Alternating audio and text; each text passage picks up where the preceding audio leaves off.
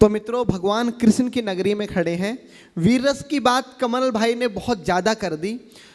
आपको ये बात मालूम होगी कि परसों एक महत्वपूर्ण त्योहार है। 25 दिसंबर को गीता जयंती है और इस अखिल ब्रह्मांड का सबसे बड़ा ग्रंथ लिखने वाला, सबसे बड़ी कविता लिखने वाले व्यक्ति इस मथुरा की धरती पर अवतरित हुए हैं। तो आज मैं गीता की बात इस मंच के माध्यम से करना चाहता हूं। वीर रस की बातें कर दी। मैं चाहता हूं तो मेरे पास में तालियों का विस्फोट वाली इतनी कविता है कि आपकी तालियां बंद नहीं होंगी, लेकिन मथुरा की धरती पर खड़े होकर मैं अपने कर्तव्य से वंचित नहीं हो सकता। तो मैं आपको अपना सर्वश्रेष्ठ देकर जाऊंगा, जो मेरे जीवन की सर्वश्रेष्ठ कविता है। और वो YouTube पर अभी कहीं नहीं है, मैंने सारे YouTube चैनल से हटवा दी है। अगर पहली बार वो कविता डलेगी तो वो विश्वान न्यूज चैनल से डलेगी। भैया ठीक से रिकॉर्ड करवा लेना, मैं पूरे मन के साथ गीता वाली कविता को सुनूंगा।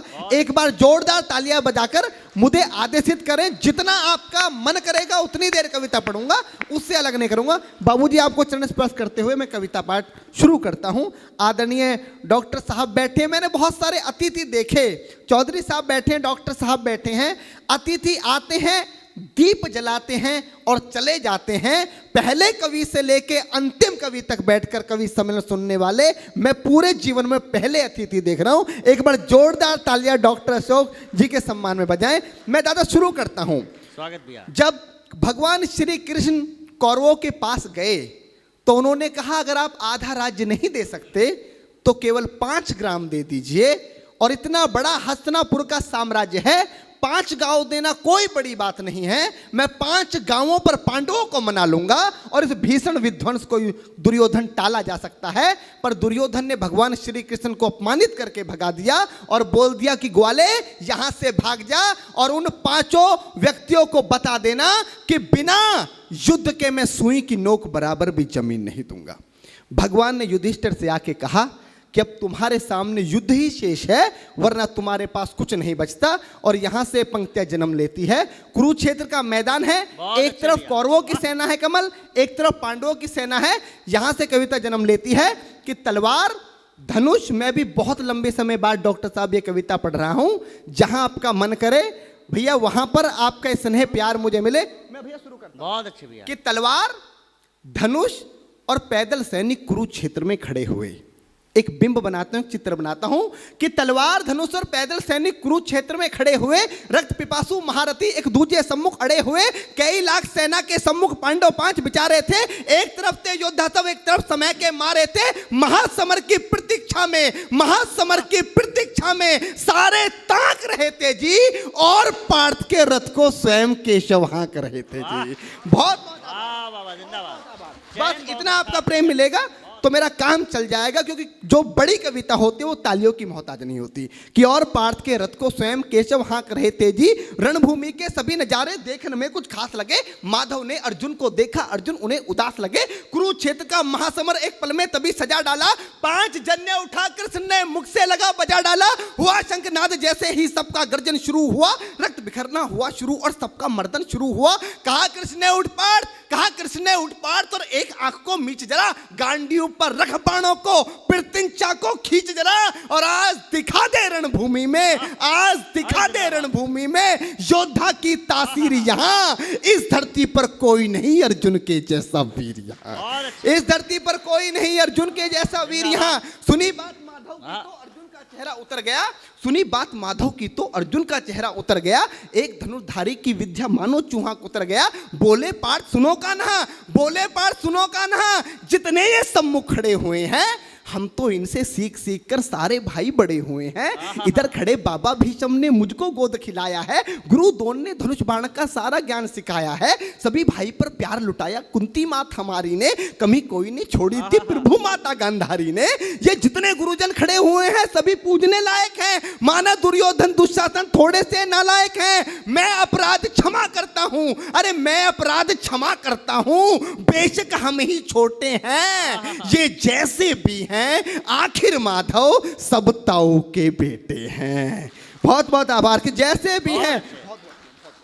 बहुत बढ़िया डॉक्टर साहब कि जैसे भी हैं आखिर माधव सब ताऊ के बेटे हैं और छोटे से भूभाग की खातिर हिंसक नहीं बनूंगा मैं।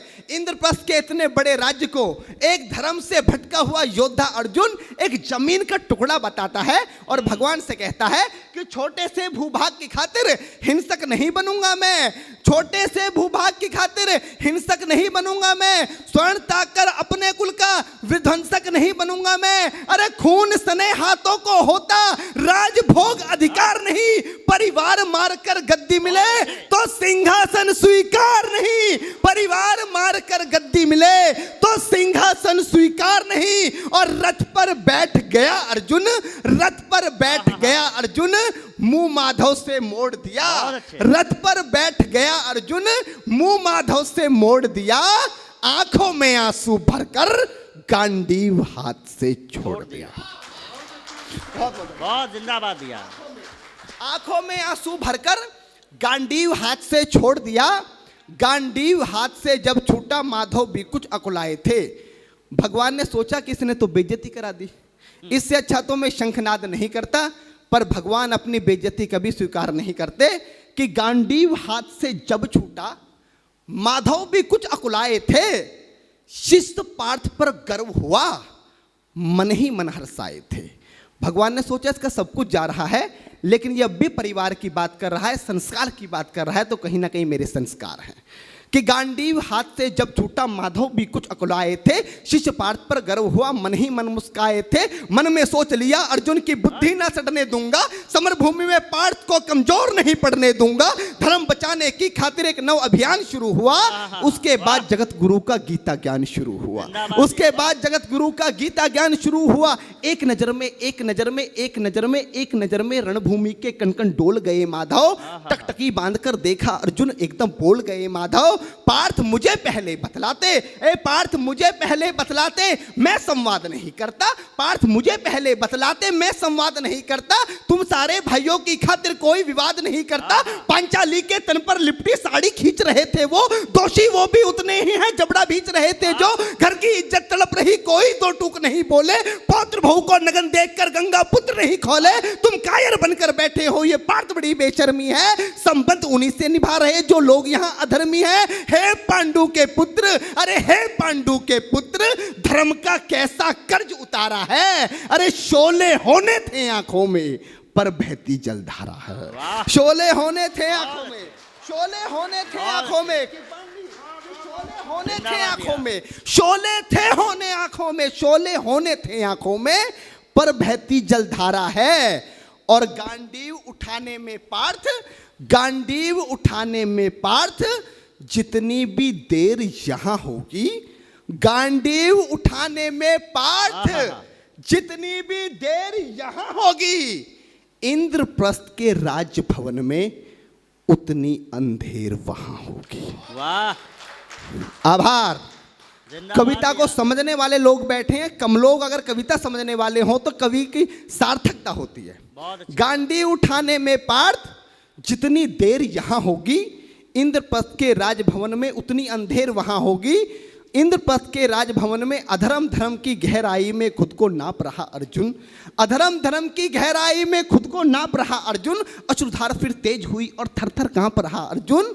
हे पार्थ मुझे बतलाओ, कुलनाशक कैसे बन जाऊं, रक्त सिंहासन लाशों पर मैं शासक कैसे बन जाऊं। कैसे उठेंगे कर उन पर जो कर पर अधर लगाते हैं। कर का मतलब होता है हाथ, अधर का मतलब होता है होठ। जो मेरे हाथों को चूमते हैं उस पर हाथ कैसे उठाऊं, कि कैसे उठेंगे कर उन पर, कैसे उठेंगे कर उन पर जो कर पर अधर लगाते हैं। करने को जिनका स्वागत ये कर भी स्वयं जुड़ जाते हैं। इन्हीं करों ने बाल काल में सबके पैर दबाए हैं, इन्हीं करों को पकड़ करों में पितामह मुस्काए हैं। अपनी बाणों की नोक जो इनकी ओर करूंगा मैं, केशव मुझको मृत्यु दे दो उससे पूर्व मरूंगा मैं।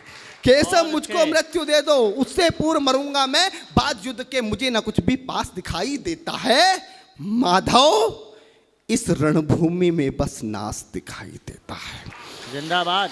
माधव इस रणभूमि में बस नाच दिखाई देता है। बात बहुत भावुक थी किंतु जगत गुरु मुस्काते थे और ज्ञान की गंगा निरंतर चक्रधारी बरसाते थे। जन्म मरण की यहाँ योद्धा बिल्कुल चाह नहीं करते, क्या होगा अंजाम युद्ध का ये परवाह नहीं करते। पार्थ यहाँ कुछ मत सोचो, बस कर्म में ध्यान लगाओ तुम, बाद युद्ध के क्या होगा ये मत अनुमान लगाओ तुम। इस दुनिया के रक्तपात में कोई तो थे साथ नहीं, निज जीवन का करे फैसला नर के बस की बात नहीं। तुम ना जीवन देने वाले नहीं मारने वाले हो, ना जीत तुम्हारे हाथों में तुम नहीं हारने वाले हो। ये जीवन दीपक की भांति यूं ही चलता रहता है, पवन वेग से बुझ जाता है वरना जलता रहता है। मानव वश में शेष नहीं कुछ फिर भी मानव डरता है, मानव वश में शेष नहीं कुछ फिर भी मानव डरता है। वह मरकर भी अमर हुआ जो धर्म की खातिर मरता है, वह मरकर भी अमर हुआ जो धर्म की खातिर मरता है। ना सत्ता सुख से होता है ना सम्मानों से होता है। डॉक्टर साहब अभी यहां पर शहीदों की बात की, दुनिया का सबसे बड़ा सम्मान क्या होता है? पार्थ ने गीता में अर्जुन को बताया कि ना सत्ता सुख से होता है ना सम्मानों से होता है, जीवन का सार सफल केवल बस बलिदानों से होता है।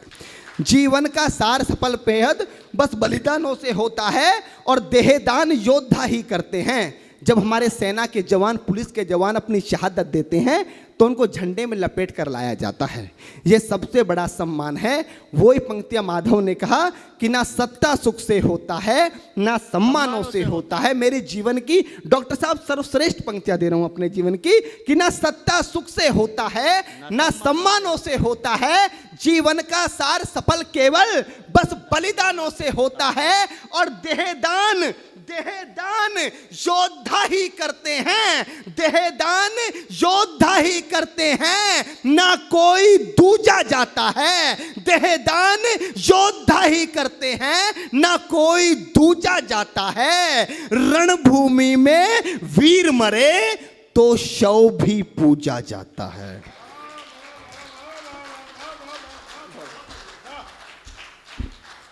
देहदान योद्धा ही करते हैं ना कोई दूजा जाता है।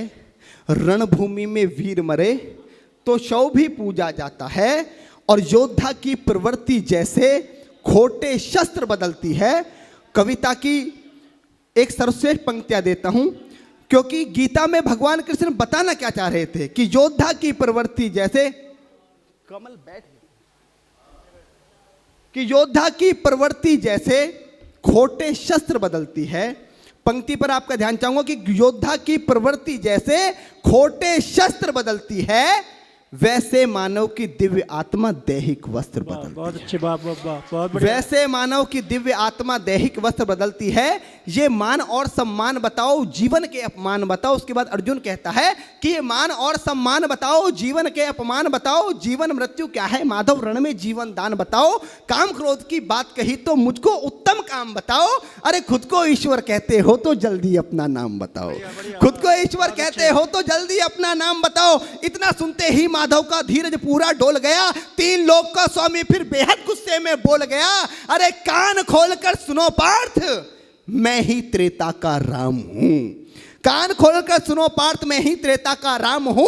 कृष्ण मुझे सब कहते हैं, मैं द्वापर का घनश्याम हूं। रूप कभी नारी का रखकर मैं ही केस बदलता हूं। धर्म बचाने की खातिर मैं अनगिन वेश बदलता हूं। विष्णु जी का दशम रूप में परशुराम मत वाला हूं। नाग कालिया के फन पे मैं मर्दन करने वाला हूं। बाकासुर और महिषासुर को मैंने जिंदा गाड़ दिया, बाकासुर और महिषासुर को मैंने जिंदा गाड़ दिया।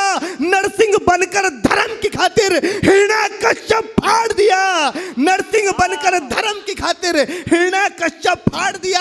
और रथ नहीं कहीं भी चलता है, रथ नहीं कहीं भी चलता है, बस मैं ही आगे बढ़ता हूं। जब मैं गीता का 10वां अध्याय पढ़ रहा था तो 10वें अध्याय पर पूरी दुनिया का मैनेजमेंट कुर्बान किया जा सकता है, पर पूरी दुनिया का मैनेजमेंट मात्र 2 मिनट 2 पंक्तियों में समेटा कि ना कि कान खोलकर सुनो पार्थ, मैं ही त्रेता का राम हूँ, कृष्ण मुझे सब कहते हैं, मैं द्वापर का घनश्याम हूँ, रूप कभी नारी का रखकर मैं ही केस बदलता हूँ, धर्म बचाने की खातिर मैं अनगिन वेश बदलता हूँ, विष्णु जी का 10वें रूप में परशुराम मतवाला हूँ, नाग कालिया के फन पे मैं मर्दन करने वाला हूँ, बाकासुर और महिषासुर को मैंने जिंदा गाड़ दिया, नरसिंह बनकर धर्म की खातिर हिरण्यकश्यप फाड़ दिया, और रथ नहीं तनिक भी चलता है, बस मैं ही आगे बढ़ता हूं, गांडीव हाथ में तेरे है, पर रणभूमि में मैं लड़ता हूं।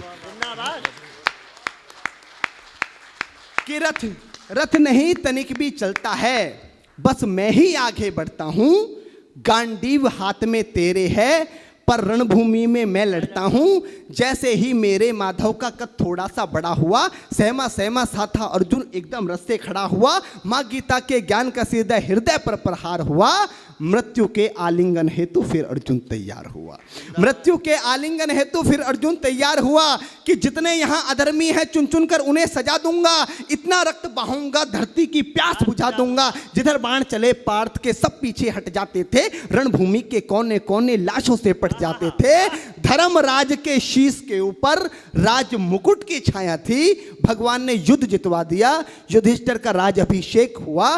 कविता की अंतिम 2 पंक्तियां, कि धर्मराज के शीश के ऊपर राज मुकुट की छाया थी, पर सारी दुनिया जानती थी ये बस केशव की माया थी।